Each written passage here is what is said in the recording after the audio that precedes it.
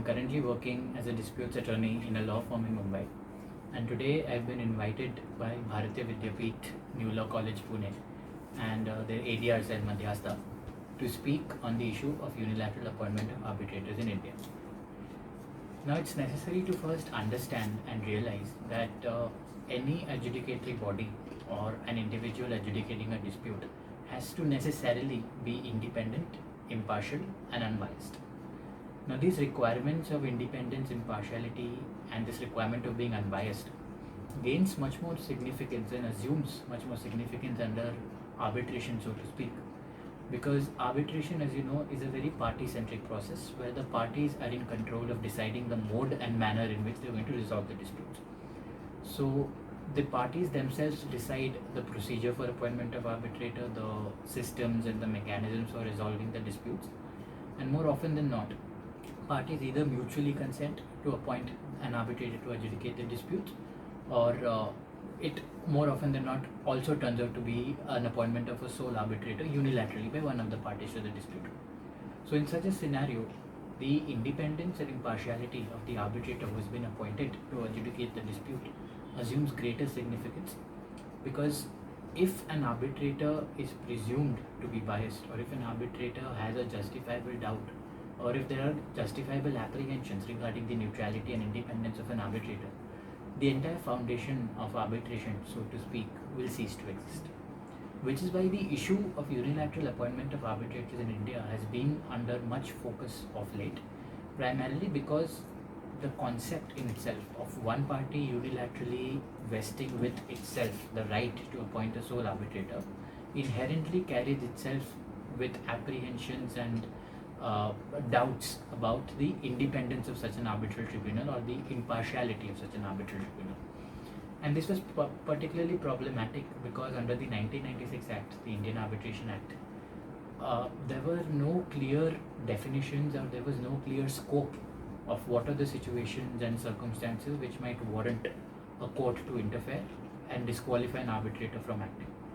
So the standards of impartiality and independence and the standards of an arbitrator to be unbiased were not clearly delineated in the Act, and in any event were not statutorily mandated. So what happened in most cases under the 1996 Act was that parties with a higher bargaining power more often than not got away to appoint a sole arbitrator unilaterally, and the inherent prejudice and bias that this brought along with it did not have an adequate remedy in terms of the Arbitration Act. However, post the amendment of the Act in 2015, there were certain remedial steps taken by a legislature, more particularly by incorporating the provisions of the International Bar Association's rules of conflict and bias of arbitrators within our Arbitration Act.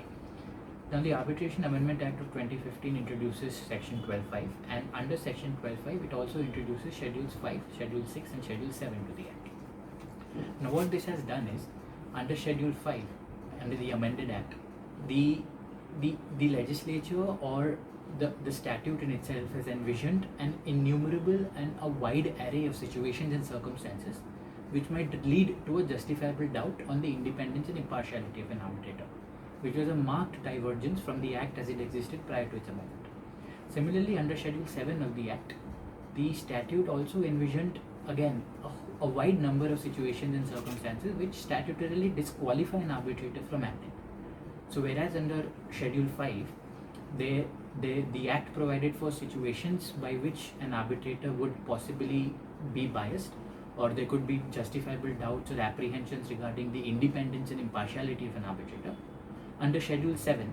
if an arbitrator qualified under any of the items enlisted or enumerated in Schedule 7, he was ipso facto disqualified or ineligible to act as an arbitrator. So therefore, by the amendment to the Act in 2015, what this has brought about is greater emphasis on the concepts of neutrality and independence of arbitrator, and also it has broadly and expansively listed a wide number of situations which either lead to justifiable doubts about the independence and impartiality of arbitrator, or in any event lead to their disqualification. Now, having gone through the statutory rigmaroles and the statutory provisions under which the appointment of arbitrators or the biased appointment of arbitrators are to be looked at, it's also essential now to dwell into how the Supreme Court, the courts of a country rather, so to speak, have dealt with the issue of unilateral appointment of arbitrators. And this assumes particular significance because the moment you're asking the court to intervene and appoint an arbitrator divorce the contract that is agreed between the parties, what you're essentially doing is in a way denting party autonomy, which is the fundamental fabric of arbitration. So it's essential, and it will be interesting as we go along, as we move forward, to see how the courts have counterbalanced party autonomy with the right or with the concepts of independence and impartiality of arbitrators. And it will also be interesting to see how, even till date, despite innumerable judgments being provided and innumerable discussions being had on the issue of unilateral appointment of arbitrator, we're still no closer to a definitive answer on the issue. So we begin first with a Supreme Court judgment in HRD versus GAIL Corporation. In this issue, HRD and GAIL had 4 arbitrations going on simultaneously arising out of disputes between the parties. Now, in these 4 arbitrations, the first 2 arbitrations had no qualms or no disputes regarding the appointment procedure. The 3rd and 4th arbitrations, however, raised challenges regarding the appointment of the arbitrators, particularly Justice K.K. Lahoti and Justice Doabia. Now, the parties contended that the appointment of Justice Lahoti as an arbitrator in the 4th arbitration was foul of Schedule 7 of the Act, because Justice Lahoti provided a legal opinion to one of the parties to the dispute in a separate issue and in a separate matter not related to the issue or the dispute that he was adjudicating. And by mere association of Justice Lahoti with this party in the manner of him providing a legal advice or providing legal counsel, that in itself attracted the grounds of Schedule 7 and disqualified him from acting as an arbitrator. Similarly, the challenge to Justice Doabia's appointment was premised on a similar ground, that since Justice Doabia was involved with the parties in some capacity or the other, and since Justice Doabia was acting as an advisor to the party and acting as a counsel to the parties in separate disputes nonetheless, his engagement or his involvement with the parties raised justifiable doubts about his independence and in any event disqualified him from acting as an arbitrator. The courts, after going through Schedule 5 and 7 of the Act, categorically held that just because Justice Lahoti, in the case of Justice Lahoti, the court first held that just because Justice Lahoti was providing one of the parties to the dispute with a legal opinion, the fact that the legal opinion which was being provided was A, not continuous, it was a one-off incident, and B, was on an issue that's entirely separate from the issue that is adjudicating upon, that by itself could not attract the grounds enumerated under Schedule 7 and disqualify Justice Lahoti to act as an arbitrator. With reference to Justice Doabia's appointment, the court held that since Justice Doabia's involvement or engagement with the parties was on a separate issue and was on a separate dispute which had nothing to do with the disputes he was adjudicating, that in itself did not attract either Schedule 5 or Schedule 7 so as to raise aspersions on the independence and impartiality of Justice Doabia as an arbitrator. So in doing so, the courts essentially clarified that just because a party is engaged or a party appears to be engaged with a party or involved with a party in some capacity, as long as that engagement or that involvement does not hit at the root of the dispute upon which they are adjudicating, such mere engagement or involvement cannot attract the provisions of Schedule 7 and Schedule 5. The courts also, by way of this judgment, distinguished between Schedule 5 and Schedule 7 of the Act, holding that Schedule 5 only raises justifiable doubts about the independence of the arbitrator and does not ipso facto disqualify him to act as an arbitrator. An appointment of an arbitrator who has a justifiable doubt about his independence under Schedule 5 will only be subject to the challenge to his mandate under Section 13, which the parties are free to take to. But under Schedule 7, if a party raises an objection qualifying the interest or the involvement of an arbitrator to fall under any of the items under Schedule 7, that arbitrator will ipso facto be de jure ineligible to act as an arbitrator. So the court in HRD versus GAIL primarily distinguished between Schedule 5 and Schedule 7 of the Act and held that mere involvement or mere association with a party, as long as it does not go to the root of the dispute the arbitrator is adjudicating upon, would not incur the wrath of Schedule 5 or Schedule 7 of the Act. After HRD versus GAIL, another significant development in this jurisprudence of unilateral appointment came in the form of the Supreme Court's judgment in Voestalpine versus DMRC. Now in Voestalpine versus DMRC, the issue is a very interesting aspect of unilateral appointment of arbitrators, because even though prima facie From the reading of HRD versus Gale, it appears that the courts are inclined to enforce the provisions of Schedules 5 and Schedule 7 strictly. Voestalpine in effect created an exception to the rule of unilateral appointment of arbitrators.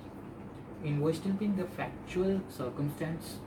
conspectus of the issue was that DMRC, which is the Delhi Metro Rail Corporation, provided a panel of 5 names to Voestalpine to appoint an arbitrator. Upon Voestalpine appointing an arbitrator, DMRC would have appointed one more arbitrator from the remaining 4 names in the panel, and both the arbitrators who appointed would have appointed the presiding arbitrator. Voestalpine ostensibly objected to this by filing a Section 11(6) application before the Supreme Court, and Voestalpine contended that the entire arbitration procedure or the entire arbitration agreement was vitiated and colored from the situations and the circumstances that were enumerated in Schedules 5 and Schedule 7 of the Act. Voestalpine contended that just because DMRC had maintained a panel of arbitrators which primarily consisted of ex-employees of the Government of India, of ex-engineers and ex-architects that were in the roster of the Government of India prior to their retirement or prior to their service terminating, that in itself created a reasonable apprehension of bias on the appointment of these arbitrators, and hence they were ipso facto ineligible to act as arbitrators. The court, taking note of Voestalpine's arguments, incidentally held and ultimately went on to hold that in the instant case, because the panel of arbitrators provided by DMRC had employees of the central government and not DMRC per se, that in itself was an important criteria for Schedule 7 and Schedule 5 not applying. The necessary implication to this is that if the employees on the panel were ex-employees of DMRC, so to speak, Schedules 5 and Schedule 7 would have been attracted. But since they were ex-employees of the central government, the fact that DMRC had such employees, ex-government servants and ex-employees on the panel who served the Government of India, not DMRC per se, would not attract the provisions of Schedules 5 and Schedule 7 of the Act.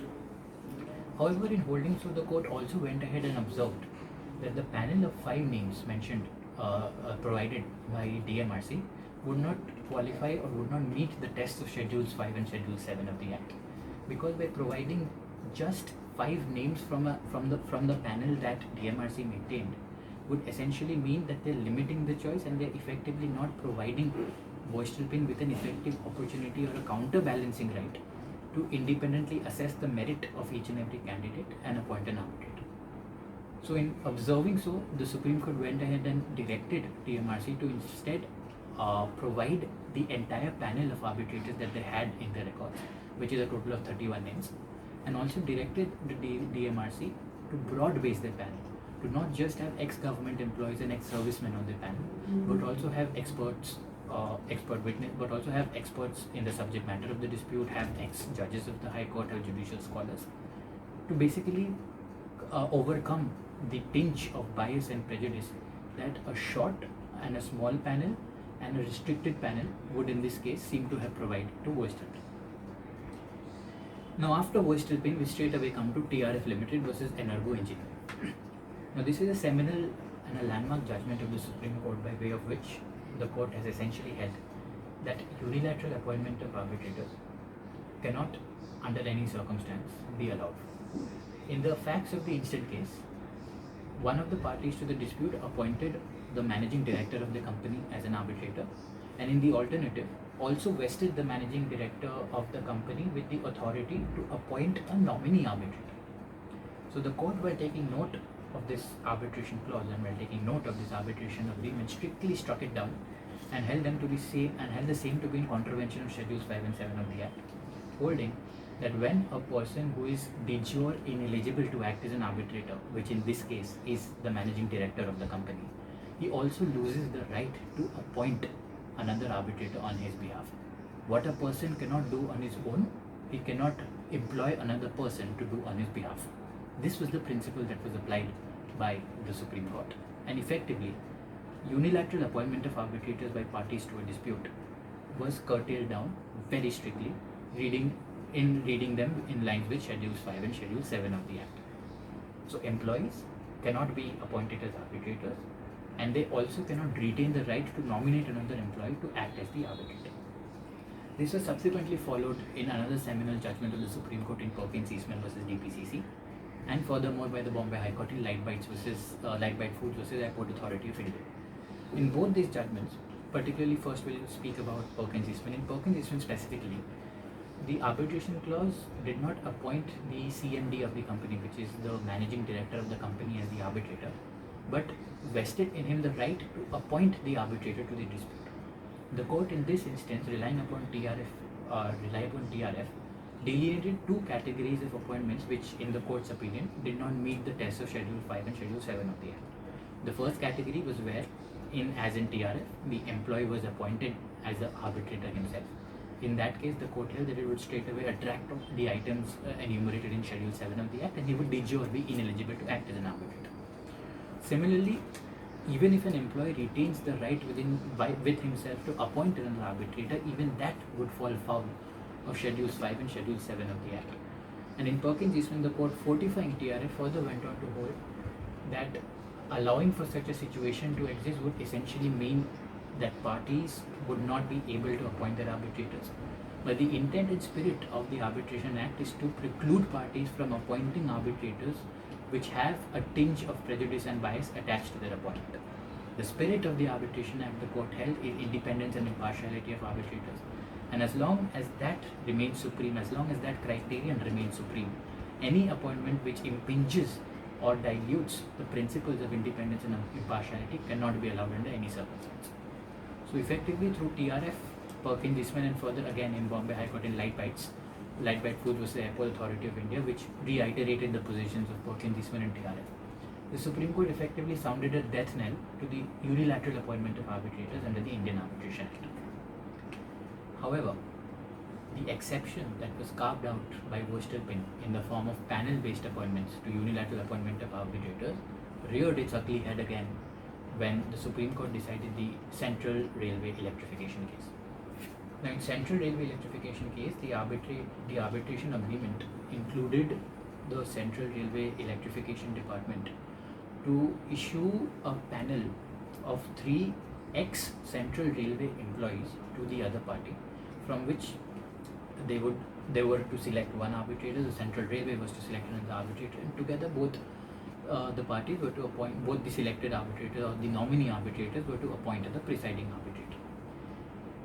An argument was raised in the Supreme Court that holding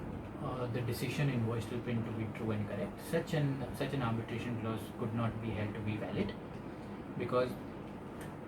distinguishing the situation in Voestalpine where the court allowed for such an appointment because the employees were ex-servants of the government and not the party involved in the dispute, here it was contended that since the panel involved in the instant issue consisted of 3 ex-employees of one of the parties to the dispute, they squarely fell under Schedule 7 of the Act. And furthermore, since they were not broad-based and they did not have an expansive array of individuals such as experts, judicial scholars, academics interested in the subject matter of the dispute who were on the panel, such a narrowly tailored panel could not meet the test of Schedule 7 and Schedule 5 of the Act. The Supreme Court, however, relying upon TRF, Perkins and Voestalpine, took a completely contradictory finding and held such an arbitration agreement or arbitration clause to be valid. And the reasoning provided by the Supreme Court was here, since Central Railway had provided an equal opportunity and a counterbalancing right to the other party to appoint an arbitrator from the panel, that in itself precluded the arbitration agreement from being tinged with the color of prior bias and prejudice. The Supreme Court further negated, or rather ignored, the observations of the Supreme Court in Voestalpine in broad-basing such a panel and including a wide array of individuals in such a panel, and allowed the narrowly tailored arbitration panel that was provided by Central Railway Electrification to stand as it is and dismiss the challenge. Now, as of date today, ladies and gentlemen, what we have is a situation where on one hand you have, say, Perkins Eastman, you have TRF, you have Light Bite Foods, and you have various other judgments of different high courts, such as SMS of Delhi High Court, Prodottur Cable of Delhi High Court. And on the other hand, you have these line of judgments in Voestalpine and Central Railway Electrification, which essentially seem to carve out an exception to the general rule of unilateral appointment of arbitrators not being met. So in the first instance, while TRF and Perkins and Lightbite Foods essentially clarify that an employee cannot either be nominated as an arbitrator or cannot retain with himself the right to nominate another person to act as an arbitrator, what Central Railway and Voestalpine essentially do is that they carve out an exception to this general rule by allowing parties to unilaterally nominate their arbitrator as long as it is selected from a panel, provided that the panel is broad-based and it has a wide array of individuals as a part of the panel. Now, as of date, Central Railway electrification is challenged before the Supreme Court. And to my knowledge, so is Pradhatur Cable and ITD cementation of Bombay High Court, which again takes the Central Railway and the Voestalpine line. So today, as of date, we do not have a clear answer as to whether unilateral appointment of arbitrators is valid or invalid. Much of what will become valid and will be invalid, apart from the decision of the Supreme Court on the pending challenges, will also turn on the facts of the dispute. So if you have an arbitration agreement tomorrow with a government entity which has a panel-based mode of appointing arbitrators, you can rely on Voestalpine and call for the panel to be broad-based and call for the entire panel to be provided to you to select your arbitrator from the entire panel. But what you cannot do, in my personal opinion, is challenge the existence of such a panel to be dehorse Schedule 7 and Schedule 5 of the Act. However, tomorrow if you enter into an arbitration agreement with, say, a private conglomerate or a company, and that company is willing to appoint their CEO or their CFO or any of the key managerial personnel as an arbitrator, or retaining with such individuals the right to appoint an arbitrator, you can clearly agitate that such an appointment procedure falls foul of Schedule 7 and Schedule 5 of the Act, and use the TRF and Perkins and the Lightbite principle to strike down such an appointment procedure. But having said that,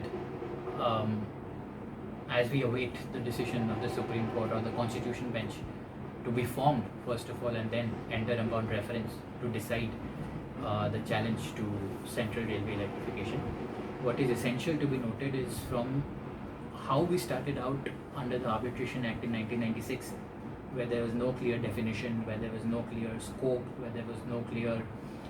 demarcation of what independence and neutrality of arbitrators meant.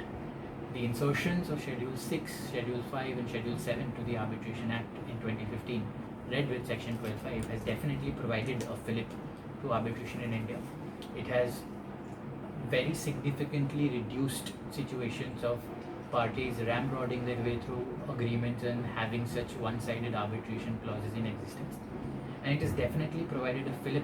to arbitration and allowed the core principles of arbitration as a means of dispute resolution, which is independence and impartiality, to strive and survive. So with that, I end my discourse today. Thank you very much, Madhyastha ADR cell of Bharatiya Vidyapeeth New Law College, for providing me with the opportunity. I'd also like to extend my heartfelt gratitude and congratulations to the entire team of Madhyastha for having orchestrated such a wonderful initiative. I've gone through your interviews and your blogs on the website, and they have been immensely helpful and knowledgeable for my understanding of the arbitration law. My very best wishes remain with the organization, and if you have any questions, to the viewers watching this video, if you have any questions, you're free to get in touch with me on LinkedIn. I can be reached at Soham Banerjee on LinkedIn, or you can get in touch with Madhyastha, the ADR cell, and I'll be free to answer any and all of your questions. Thank you. Have a good day. Stay safe. Stay at home.